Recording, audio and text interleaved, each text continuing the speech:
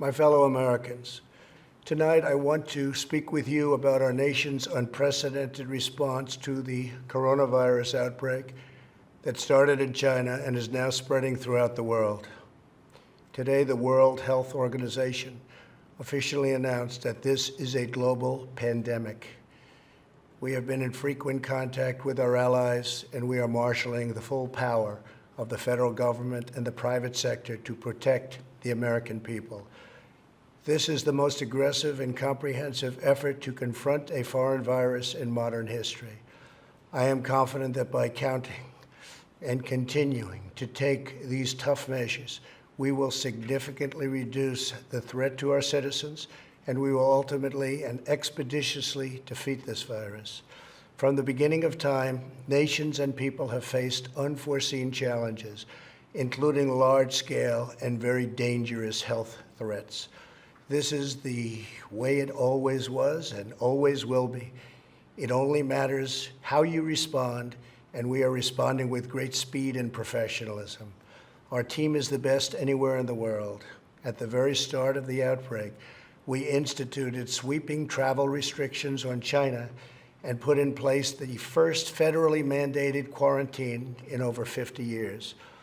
We declared a public health emergency and issued the highest level of travel warning on other countries as the virus spread its horrible infection. And taking early, intense action, we have seen dramatically fewer cases of the virus in the United States than are now present in Europe. The European Union failed to take the same precautions and restrict travel from China and other hotspots. As a result, a large number of new clusters in the United States were seeded by travelers from Europe. After consulting with our top government health professionals, I have decided to take several strong but necessary actions to protect the health and well-being of all Americans. To keep new cases from entering our shores, we will be suspending all travel from Europe to the United States for the next 30 days. The new rules will go into effect Friday at midnight. These restrictions will be adjusted subject to conditions on the ground. There will be exemptions for Americans who have undergone appropriate screenings, and these prohibitions will not only apply to the tremendous amount of trade and cargo, but various other things as we get approval. Anything coming from Europe to the United States is what we are discussing. These restrictions will also not apply to the United Kingdom. At the same time, we are monitoring the situation in China and South Korea, and as their situation improves, we will reevaluate the restrictions and warnings that are currently in place for a possible early opening. Earlier this week, I met with the leaders of health insurance industry who have agreed to waive all co-payments for coronavirus treatments, extend insurance coverage to these treatments, and to prevent surprise medical billing. We are cutting massive amounts of red tape to make antiviral therapies available in record time. These treatments will significantly reduce the impact and reach of the virus. Additionally, last week I signed into law an $8.3 billion funding bill to help CDC and other government agencies fight the virus and support vaccines, treatments, and distribution of medical supplies. Testing capabilities are expanding rapidly day by day. We are moving very quickly. The vast majority of Americans, the risk is very, very low. Young and healthy people can expect to recover fully and quickly if they should get the virus. The highest risk is for elderly population with underlying health conditions. The elderly population must be very, very careful. In particular, we are strongly advising that nursing homes for the elderly suspend all medically unnecessary visits.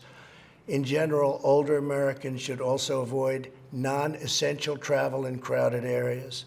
My administration is coordinating directly with communities with largest outbreaks, and we have issued guidance on school closures, social distancing, and reducing large gatherings.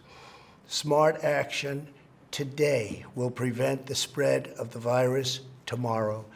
Every community faces different risks, and it is critical for you to follow the guidelines of your local officials who are working closely with our federal health experts, and they are the best.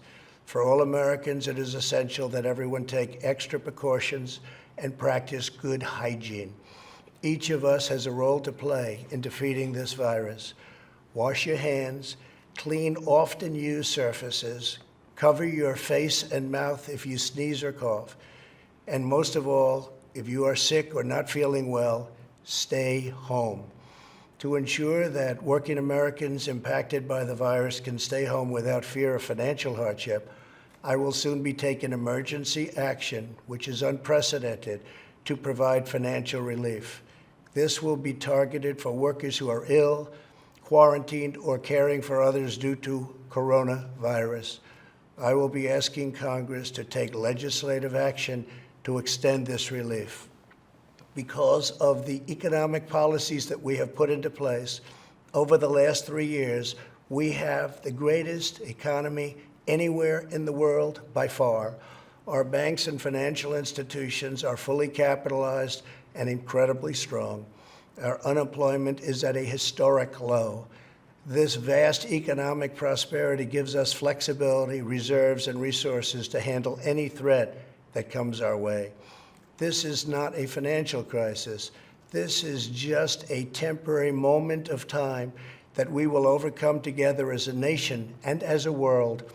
However, to provide extra support for American workers, families, and businesses, tonight I am announcing the following additional actions. I am instructing the Small Business Administration to exercise available authority to provide capital and liquidity to firms affected by the coronavirus. Effective immediately, the SBA will begin providing economic loans in affected states and territories. These low-interest loans will help small businesses overcome temporary economic disruptions caused by the virus.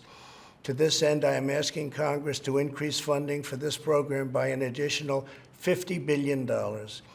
Using emergency authority, I will be instructing the Treasury Department to defer tax payments without interest or penalties for certain individuals and businesses negatively impacted. This action will provide more than $200 billion of additional liquidity to the economy. Finally, I am calling on Congress to provide Americans with immediate payroll tax relief. Hopefully, they will consider this very strongly. We are at a critical time in the fight against the virus. We made a life-saving move with early action on China. Now we must take the same action with Europe.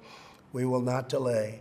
I will never hesitate to take any necessary steps to protect the lives, health, and safety of the American people. I will always put the well-being of America first. If we are vigilant and we can reduce the chance of infection, which we will significantly impede the transmission of the virus. The virus will not have a chance against us. No nation is more prepared or more resilient than the United States. We have the best economy, the most advanced health care, and the most talented doctors, scientists, and researchers anywhere in the world. We are all in this together. We must put politics aside, stop the partisanship, and unify together as one nation and one family. As history has proven time and time again, Americans always rise to the challenge and overcome adversity. Our future remains brighter than anyone can imagine. Acting with compassion and love, we will heal the sick, care for those in need, help our fellow citizens, and emerge from this challenge stronger and more unified than ever before. God bless you, and God bless America. Thank you.